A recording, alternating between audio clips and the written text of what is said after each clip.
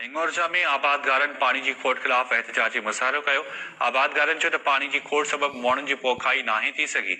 इन हवाले सां रिपोर्ट करे रहियो आहे अब्दुल जब्बार चांद। जी नाज़रीन, असी इन वक्त मौजूद आहियूं आबादगारनि सां।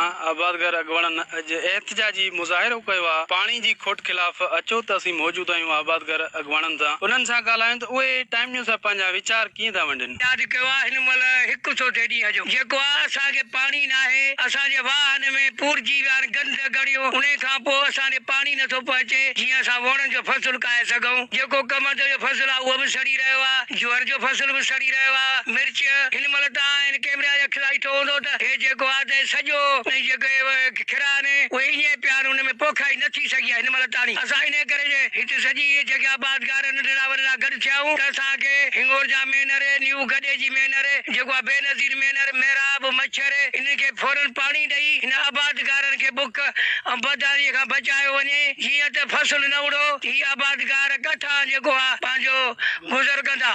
पानी खोट के खिलाफ कयो अथव। शाखुनि में पानी अचानक बीह वियो आहे, पाणी त आहे ई कोन्हे को। फसल असां काहे कोन था सघूं। तव्हां ॾिसो था कैमरा अख सां ॾिसो था जाते काथे जेका खिरा पिया आहिनि, तव्हांखे पाणी नज़र न आयो हूंदो। तव्हां टपी आया हूंदो, शाखूं बि टपी आया हूंदो त बि पाणी नज़र तव्हांखे न आयो हूंदो। हाणे को ॿुधण वारो केरु कोन्हे को। असां हाणे आख़िरी हिन गर्मीअ में हाणे इतिजाज जेको शुरू कयो आहे त जेतर असांजो मसइलो हल न थींदो त असां इतिजाज जो दायरो वधाईंदासीं। साईं, असांजो ताके सूबे ते 17 शाखूं, हिकु शाख में पाणी कोन्हे। हिन करे चवंदा वाह बडियो पाणी खोट आहे, छाजी खोट आहे, का खोट कान्हे। ॼाणी वाणी ऑफिसर ताके सूबे ते सुकाइण था चाहिनि ऐं असां हिन वटि न कमंद सुके त ॿियो वण न खाए सघिया आहियूं। मिर्च न जोर आहे, हर शइ असां खोट अपील कयूं वज़ीर आला खे, आबादी वज़ीर खे, ॿिया जेके ऑफिसर आहिनि अपील खुदा असांखे पाणी ॾेई ऐं असां बेचैनी ख़तमु कई, न त असां बुख हड़ताल कंदासीं सख चीफ ऑफिस जे अॻियां। सही, असां निटण उस में इन करे एहतजाज कयो आहे जो असांजे शाखनि में पाणी कोन्हे, असां वटि पाणी कोन थो पहुचे। असां इन करे एहतजाज कंदासीं। असांजो कमंद सुके थो पियो। असांजो मुतालबो इहो आहे त पूछड़ीअ खे पाणी ॾियो वञे ऐं वोण असां कोन काटा आहिनि, वोण सुकनि था पिया।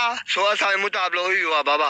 आबादगारनि अॻवाननि जूं तव्हां ॻाल्हियूं ॿुधियूं। हिननि जो चवणु आहे त अक्सर असांजो जेको ख़रीफ़ जो फसल आहे उहो मुतासिर थी रहियो आहे। ॿिए पासे मां ॿुधाईंदो हलां, हिननि जो इहो बि चवणु हुयो त अक्सर जेके आहिनि सिंध, सॼी सिंध या सॼो पाकिस्तान ज़राअत सां वाबस्ता आहे।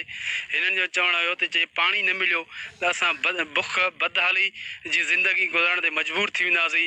ऐं हिननि जो इहो बि चवणु हुयो त जे पाणी असांखे न मिलियो त असां चीफ इंजीनियर ॾाढो सख़्तु ॾाढो धरणो हणंदासीं। ॿिए पासे मांखे इहो बि ॿुधायो, हिननि जो चवणु हुयो त जेका वालाबंदी थी आहे पाणी जी मथां खां खोट आहे। हिननि आपाशी वज़ीर ऐं ॿियनि वसवरनि खां मुतालबो कयो त असांजी पाणी ॾिनो वञे जीअं असां में पकड़ियल बेचैनी ख़तमु थी सघे। कैमरामैन अब्दुल सत्तार चांग सां गॾु अब्दुल जब्बार चांग, टाइम न्यूज़, हिंगोरजा।